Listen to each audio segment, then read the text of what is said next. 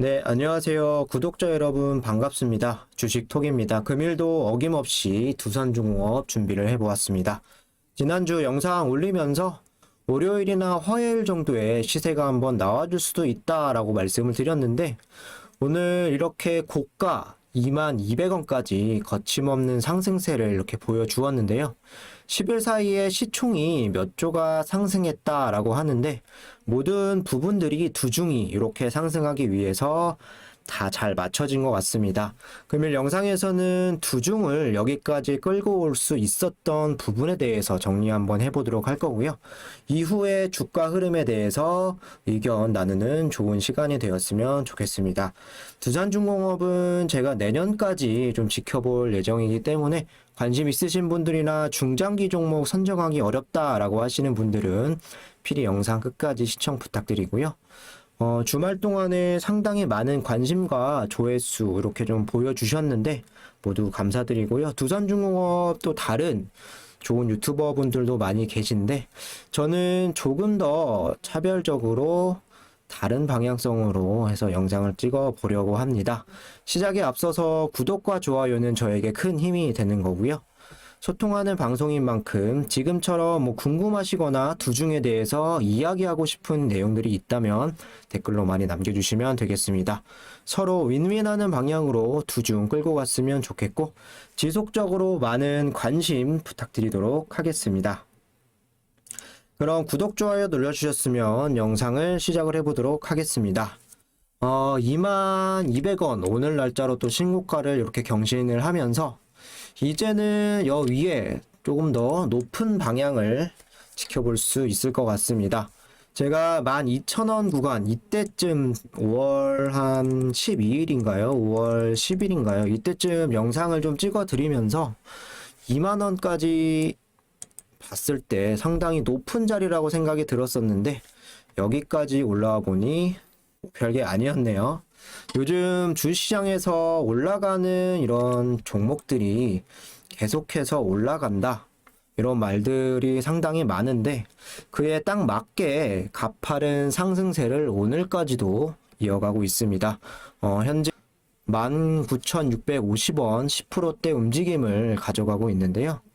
이전 영상에서 사실 지금 상황은 가진 자들, 보유하신 분들의 영역이다라고 좀 말씀을 드렸는데 쉽게 말씀을 드리면 이제는 본인들이 판단을 하시고 결정을 하시고 그 후에는 없어야 된다라는 시점이 왔는데요. 여기서 더 상승할 수 있을까? 아니면 고점을 맞고 이렇게 이전처럼 하락, 조정폭을 보여줄까? 주가 흐름은 예측하기는 상당히 어렵기 때문에 미리 던지시는 분들도 계실 거고요. 그리고 멘탈을 잡고 떨어져도 나는 이 회사를 믿어. 더 들고 가볼래. 이렇게 하시는 분들도 분명히 계실 겁니다. 무섭게 올라가는 건 당연히 좋은 일이겠죠. 하지만 마음 한편으로는 또 언제 이만큼 또 떨어질 수 있지 않을까 하는 불안한 마음도 아마 가지고 계실 겁니다. 만약 여기 이후에 조정이 세게 나오거나 아니면 조금씩 빠지더라도 연속적으로 이렇게 하락하는 이런 구간들이 나올 때 윗꼬리를 달리든 아랫꼬리를 달리든 상관은 없습니다. 이렇게 연속적으로 좀 나온다라고 했을 때 저 위에까지 주가가 갔을 때 내가 이 종목을 보유하고 있었는데 여기까지 떨어졌다라고 했을 때 이 종목을 쉽게 팔 수 있을까요? 못 팔 수도 있다라고 생각을 하는데 주식 같은 경우는 멘탈 싸움이고 사람이기 때문에 당연한 부분이라고 생각을 하는데요. 그러다가 여기서 못 팔고 더 조정이 온다라고 했을 때는 후회밖에 할 수 없겠죠. 제가 말씀드리는 거는 주가가 여기까지 빠진다라고 말씀을 드리는 게 아니라 이런 상황들을 설명을 드리는 거고요. 물론 이 종목 자체가 크게 빠진다? 사실 이것도 예측에 불과한 거고 재료는 계속해서 살아있는 건 맞습니다. 허나 제가 항상 말씀드리는 거는 이 종목은 단타 칠 것도 아니고 짧게 가져갈 종목도 아니죠. 그래서 길게 이 종목을 보유하고 가져가기 위해서는 이렇게 중간에 크게 좀 수익을 봤을 때 익절하고 떨어졌을 때 재구매하는 이런 방향이 필요하다라고 저는 생각을 하고요. 매도와 멘탈 관리가 상당히 중요하다. 라고 생각을 합니다. 뭐 한 달, 두 달 볼 종목도 아니고 뭐 최소 6개월 이상은 아마 다 생각을 하시고 이 종목을 갖고 계실 텐데요. 그런 부분에서 한 번 정도는 좀 생각해 볼 시간이지 않을까라고 저는 말씀을 드리고 싶고요. 뭐 두중 같은 경우는 원전 테마가 일회성으로 끝나는 게 아니죠. 그리고 이렇게 한번 잡은 이런 상승세를 놓치지 않으려고 굉장히 거래량도 상당히 많이 터져 주었고요. 오늘 거래량이 얼마가 나왔죠? 3,800만이네요. 현재 장이 끝난 시점은 아닌데 거래량이 이때 전보다도 훨씬 더 많은 거래량을 이렇게 가장 위에 있는 52주 신고가 위에서 거래량을 폭발시켰고요. 이런 추세적인 부분에서 쉽게 꺾일 것 같지는 않지만 일단은 하락도 당연히 대비를 하셔야 할 것 같습니다. 조정이 크게 나올 시에는 일부 수익 청산하는 것도 고려를 해주셔야 될 것 같고요. 그래도 나는 좀 조정을 견딜 수 있고 조정이 크게 나올 시에는 일부 수익 청산하는 것도 고려해 보시면 좋을 것 같고요. 그래야 조정이 발생했을 때도 멘탈적으로 좀 견딜 수 있고 더 길게 그리고 더 많은 수익을 가져갈 수 있지 않을까라고 생각을 합니다. 뭐 영상 초반에서 제가 두중을 위해서 모든 게 다 잘 맞춰졌다라고 좀 말씀을 드렸는데요. 이제는 이 부분에 대해서 이야기를 다시 한번 해보려고 합니다. 여기 보시면 지속 가능한 투자라고 나와 있습니다. 아마 제 영상 꾸준하게 보셨던 분들이라면 한 번쯤 보신 분들도 계실 텐데 E 환경이죠. 그리고 S 사회, G 지배구조가 되겠는데요. 쉽게 말씀을 드리면 기업의 비재무적인 요소로 이 세 가지를 중시하는 것이 장기적으로 지속 가능한 성장에 도움이 된다라는 투자 관점인데요. 과거에는 기업이 돈을 얼마만큼 많이 벌었냐 이런 부분에 주로 관심을 가졌다면 ESG 같은 경우는 기업이 뭐 돈 버는 게 당연히 중요하겠죠. 근데 어떻게 돈을 벌었냐 여기에 좀 관심을 갖고 있다라고 볼 수 있겠습니다. 돈만 많이 버는 회사가 아닌 사회적으로 그리고 환경적으로 지배 구조상 문제없이 수익을 창출해야 된다라는 소리인데요.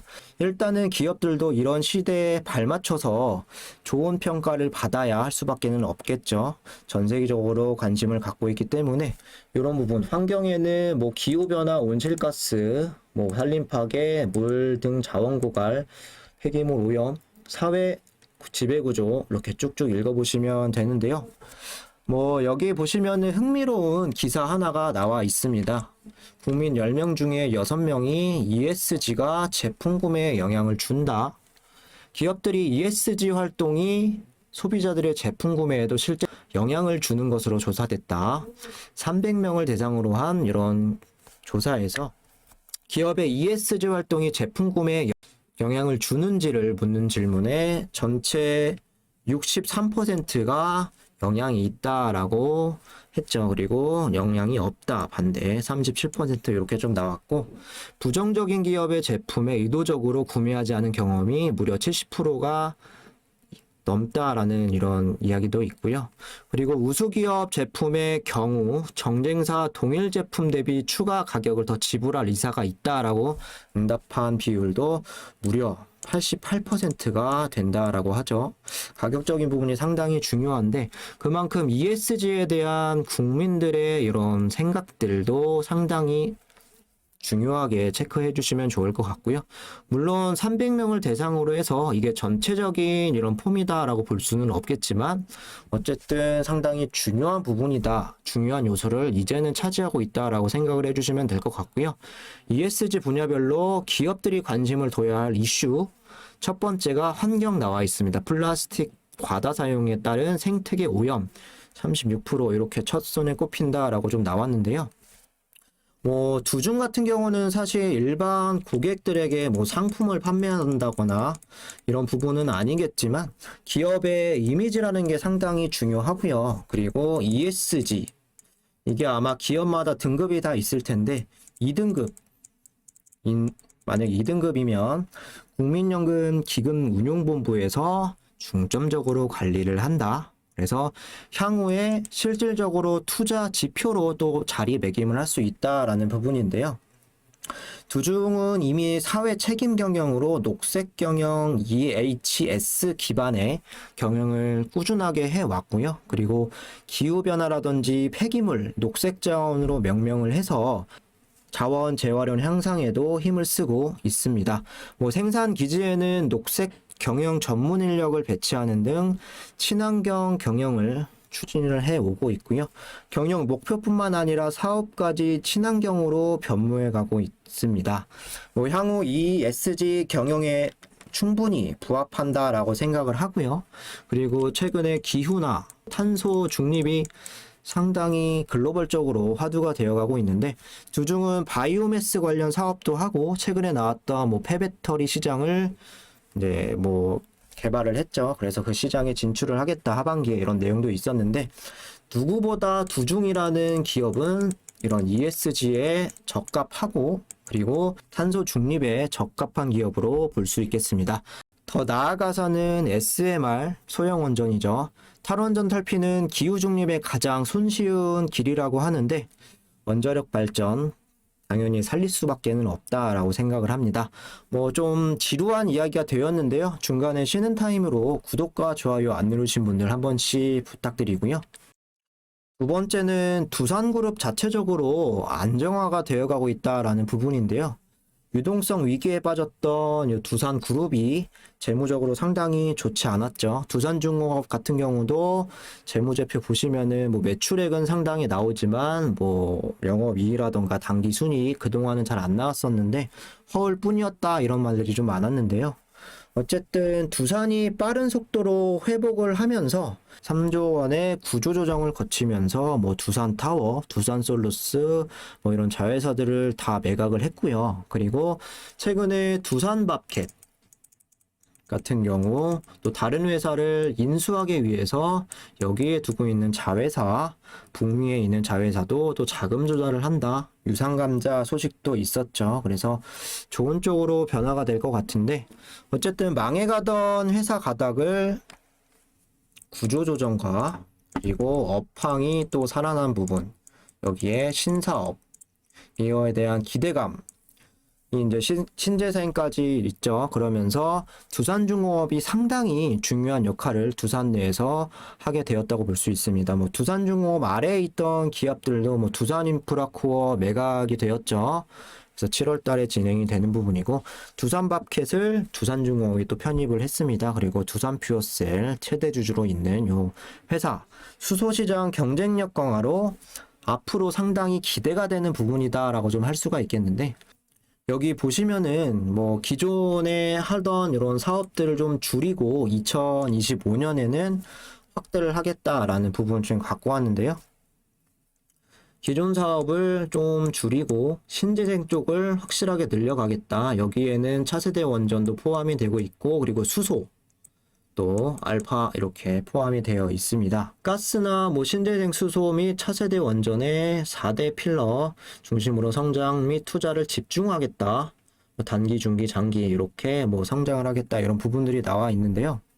25년까지 이렇게 확대를 한다라고 하죠. 거기에 최근에 두각되고 있는 원전에 대한 이런 기조가 다시 한번 바뀐다라고 했을 때 해외 수주와 국내 수주는 확연하게 늘어날 수 있다라고 좀 보고 있습니다. 올해 같은 경우도 두산 전체 기업으로 봤을 때 시가총액이 5조 이상 늘어나서 20조가 됐다라는 뉴스가 나왔었는데 어쨌든 두산 이렇게 많이 상승했고 두산중공업 그리고 인프라코어, 두산밥켓, 두산퓨어셀 지분구조로 다 보시면 됩니다. 두산퓨어셀은 두산중공업에 포함이 되어 있고요. 이전 영상에 좀 한번 설명을 드렸었는데 이런 자회사들이 앞으로 두산중공업에 이제 실적에 영향을 줄 수가 있는데 1분기 실적이 크게 상당히 상승을 했다라는 부분이죠. 지난해 1분기가 요 더 진한색 그리고 올해 1분기가 이 파랑색으로 보시면 되는데 상당히 많이 상승을 했죠. 그래서 이런 실적들이 크게 상승하면서 다시 미래를 좀 기대하게끔 하는 부분이고, 이 회사들이 얼마나 영향력을 줘서 두산중공업에 실적적으로 도움이 되느냐라는 부분이 2분기 그리고 3분기 이런 부분에서 상당히 중요해질 수밖에 없을 것 같습니다. 그러기 위해서는 한미 정책으로 인해서 원전에 대한 이런 수주, 해외 수주들이 빨리 좀 나와줘야 하는 부분이고요.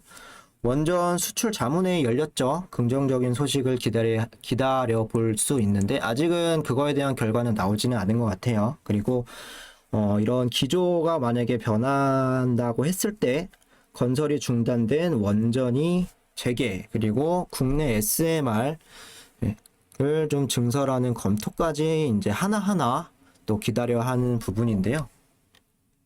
결국에는 우리 정부만 현재는 좀 다른 소리를 하면서 미루고 있다라고 생각을 하고, 심지어 대만에서도 국민투표를 해서 탈원전을 진행을 했는데 우리는 어떠한 말도 없고 정부 주도하에 밀어버리고 조치를 해버렸죠.